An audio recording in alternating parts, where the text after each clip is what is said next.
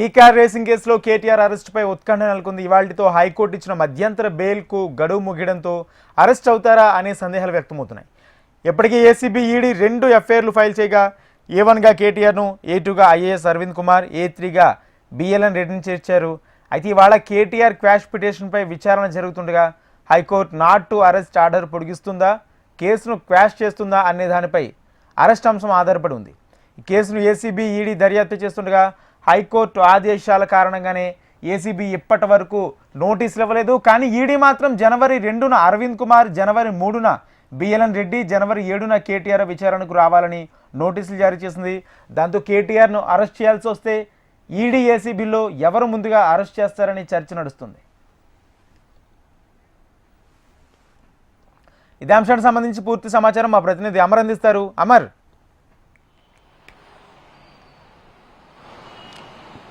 రాజేంద్ర, తెలంగాణ హైకోర్టులో కేటీఆర్ దాఖలు చేసినటువంటి క్వాష్ పిటిషన్ పై ఇవాళ విచారణకు రానుంది. ముఖ్యంగా చూసుకుంటే గత 2 సార్లు జరిగినటువంటి విచారణ సందర్భంగా ఇప్పటికే మొదట కేటీఆర్ కి సంబంధించిన ముందస్తు బెయిల్ కోసం కోరారు. ఆ తర్వాత నాట్ అరెస్ట్ అని కూడా 30వ తారీఖు వరకు కూడా ఆర్డర్ ఇచ్చింది. అయితే ఈ నేపథ్యంలోనే 31 వరకు కూడా ఈ నాట్ టు అరెస్ట్ అనే ఆర్డర్ ఇవాల్టి వరకు పొడిగించిందని చెప్పుకోవచ్చు. అయితే ఇదే కాకుండా అంటే ఇప్పటికే 2వ దశ విచారణకు సంబంధించి హైకోర్టులో జరిగిన విచారణలో ఇప్పటికే ఏసీబీ కౌంటర్ కూడా దాఖలు చేసింది, ఇటు సెల్ఫ్ అఫిడవిట్ కేటీఆర్ కూడా దాఖలు చేశాడు. అయితే ముఖ్యంగా ఏసీబీ చెప్తుంది ఏంటంటే ఏదైతే ఫార్ములా ఈ కార్ రేస్ అనేది సీజన్ 10లో పూర్తిగా అక్రమాలు జరిగాయి. ఈ అక్రమాలకు సంబంధించి కేటీఆర్ చెప్తేనే కింది స్థాయి అధికారులంతా కూడా ఏదైతే డబ్బులు ఎఫ్ఈఓ కంపెనీలకు బదలాయింపులు జరిగాయన్న అంశాన్ని ఏసీబీ కౌంటర్ లో పేర్కొంది. అయితే ముఖ్యంగా కేటీఆరే దగ్గరుండి చేశారు, కేటీఆర్ మీదే పూర్తిస్థాయిలో ఏసీబీ కౌంటర్ లో మొత్తం పేర్కొందని చెప్పుకోవచ్చు. అయితే కేటీఆర్ కి సంబంధించి ఈ కేసుకు సంబంధించి అతనికి బెయిల్ ఇచ్చినా క్వాష్ ఇచ్చినా కూడా అతని కేసు నుంచి తప్పించుకునే అవకాశం ఉంది. ఎందుకంటే 100 కంపెనీలకు సంబంధించి ఎఫ్ఈఓ కంపెనీలో ఉన్నాయి. ఎఫ్ఈఓ కంపెనీలోకి బదిలీ చేయడానికి, ఎందుకంటే మొదట ఎఫ్ఈఓ కంపెనీలకు బదిలీ చేసే క్రమంలో ఎఫ్ఈఓ ఇక్కడ ఆపరేషన్స్ చేయాలంటే తప్పనిసరిగా స్పాన్సర్షిప్ ఉండాలి. సీజన్ 9లో మాత్రం స్పాన్సర్షిప్ ఉన్నారు, సీజన్ 10కి వచ్చే వరకు స్పాన్సర్షిప్లు అంతా కూడా వెళ్లిపోయారు. కానీ ప్రభుత్వమే స్పాన్సర్షిప్ చేయడం, దీని వెనుక పెద్ద కుట్ర కోణం ఉందని కూడా ఏసీబీ కౌంటర్ లో కూడా పేర్కొంది. అయితే సీజన్ 10కు సంబంధించి 2 విడతలుగా ఎఫ్ఈఓ కంపెనీలకు బదులైన 22 కోట్లకు పైగా ఏదైతే మొత్తం 55 కోట్లు ఉన్నాయో 55 కోట్ల బదిలీలకు సంబంధించి కంపెనీలు ఏమేమి ఉన్నాయని ఇప్పటికే ఒకవైపు ఏసీబీ కూడా సేకరించిందన్న కీలకమైన అంశాన్ని కౌంటర్ లో కూడా పేర్కొంది. కేటీఆర్ఏ నిందితుడు అన్నట్టుగా పేర్కొంది. అయితే కేటీఆర్ విచారణ దశలో ఇబ్బందులు పెట్టే అంశాలు ఉంటాయి కాబట్టి కేటీఆర్ కి ఇటు బెయిల్ సంబంధించిన అంశాలు ఇవ్వద్దు, మరోవైపు క్వాష్ పిటిషన్ ని వెంటనే కొట్టివేయాలంటూ కూడా కౌంటర్ కూడా దాఖలు చేసింది. దీనికి సంబంధించి ఏసీబీకి కౌంటర్ గా కేటీఆర్ కూడా సెల్ఫ్ అఫిడవిట్ కూడా దాఖలు చేశారు.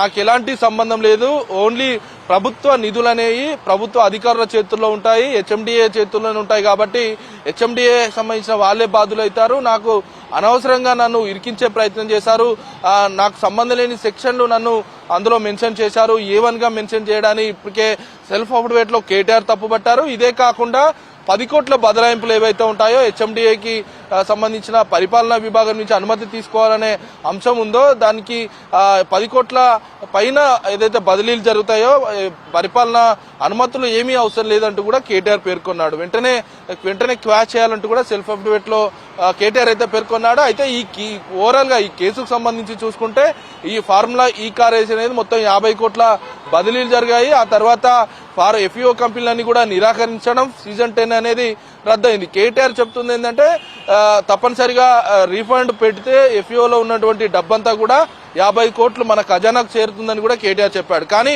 ఏసీబీ చెప్తుందంటే ఇల్లీగల్ గా వ్యవహారాలు బదిలీ అనేవి జరిగాయి. హెచ్ఎండిఏ కాకుండా ఇటు ఆర్బీఐ గైడ్లైన్స్ ఏవి కూడా పట్టించుకోకుండా బదిలీలు జరిగాయి కాబట్టి 8 కోట్ల నష్టం అనేది హెచ్ఎండిఏకి వచ్చిందని, దీన్ని ప్రభుత్వం కూడా 8 కోట్లు ఆర్బీఐకి చెల్లించిందన్న అంశాన్ని ఏసీబీ కూడా పేర్కొంది. కానీ ఇల్లీగల్ గా ఎందుకు బదిలీలు చేయాల్సి వచ్చిందన్న అంశంపై ప్రస్తుతం సర్వత్రా చర్చ సాగుతుంది. ఎందుకంటే ఎఫ్ఈఓ కంపెనీలు అన్ని కూడా లీగలే, తప్పనిసరిగా లీగల్ గా ముందుకెళ్లాలి. కానీ 50 కోట్ల బదలాయింపులు అనేది 2 విడతలుగా హెచ్ఎండిఏ సంబంధించిన చీఫ్ ఇంజనీర్ బిఎల్ఎన్ రెడ్డి నేతృత్వంలో ఈ ప్రొసీడింగ్ కాపీలన్నీ వెలువడ్డాయి కాబట్టి మరి అతన్ని కూడా A3గా చేర్చారు. అయితే ఈ కేసుకు సంబంధించి ఓవరాల్ గా చూసుకుంటే ఇప్పటివరకు ఏసీబీ ఎఫ్ఐఆర్ చేసిన తర్వాత మరునాడే కేటీఆర్ 21వ తేదీన హైకోర్టును ఆశ్రయించారు. 2 విడతలుగా విచారణ అనేది కొనసాగింది. ఇవాళ 31వ తేదీ కాబట్టి ఇవాళ అతనికి సంబంధించిన నాట్ టు అరెస్ట్ అనేది ఇవాళతో ముగియనుండడంతో ఉత్కంఠ నెలకొంది. కేటీఆర్ కి సంబంధించిన క్వాష్ పిటిషన్ ని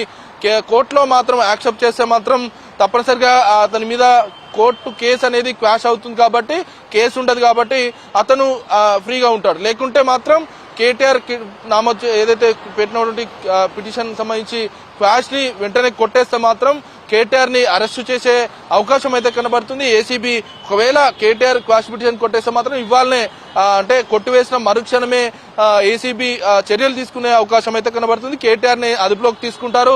కేటీఆర్ తో పాటు మరో 2 నిందితులు ఉన్నారు. ఐఏఎస్ అరవింద్ కుమార్, బిఎల్ రెడ్డి, ఈ ముగ్గురిని మొత్తం కూడా అదుపులోకి తీసుకుని కస్టడీకి తీసుకుని విచారించే యోచనలో ఏసీబీ ఉన్నట్లుగా తెలుస్తుంది. అయితే ఒకవైపు ఏసీబీ విచారణ పర్వాన్ని కొనసాగిస్తున్న సమయంలో కేటీఆర్ కోర్టుకెళ్లారు. కానీ ఈడీ మాత్రం ఏసీబీ నమోదు చేసినటువంటి కేసు ఆధారంగా ఈసీఆర్ నమోదు చేసింది. A1 గా కేటీఆర్ చేర్చింది, A2 గా ఐఏఎస్ అరవింద్ కుమార్ చేసింది, A3 గా హెచ్ఎండిఏ చీఫ్ ఇంజనీర్ అయినటువంటి బిఎల్ రెడ్డి చేసింది. అయితే ముగ్గురిని కూడా విచారించేందుకు ఇప్పటికే నోటీసులు కూడా జారీ చేసింది. 2-3 తేదీల్లో ఐఏఎస్ అరవింద్ కుమార్ తో పాటు బిఎల్ రెడ్డి ఇద్దరిని విచారించబోతుంది. 7వ తేదీన మాత్రం కేటీఆర్ ని విచారించబోతుంది. అయితే ఈ విచారణకు సంబంధించి ఇప్పటికే నోటీసులు కూడా ఈడీ ఏదైతే నోటీసులు కూడా పంపినాయి.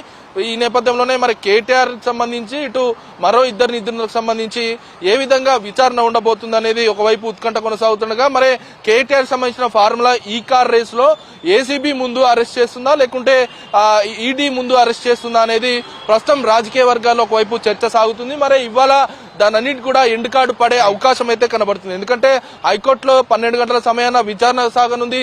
ఈ విచారణకు సంబంధించి మరి క్వాష్ పిటిషన్ ని యాక్సెప్ట్ చేస్తూ క్వాష్ ను అతని మీద ఉన్న నమోదులైన కేసులన్నీ కూడా తీసివేయాలని హైకోర్టు ఆర్డర్ ఇస్తే మాత్రం కేటీఆర్ కి ఊరట లభించినట్టు అవుతుంది. కానీ ఆ క్వాష్ పిటిషన్ కొట్టేస్తే మాత్రం ఇవాళ కేటీఆర్ ని మాత్రం అరెస్ట్ చేసే అవకాశం అయితే కనబడుతుంది. ఏసీబీ దానికి సంబంధించిన పత్రాలన్నీ కూడా సిద్ధం చేసుకుంది. అరెస్ట్ చేసి ఇప్పటికే కస్టడీకి తీసుకొని విచారించేందుకైతే సిద్ధమవుతుంది. Rajendra, thank you Amar.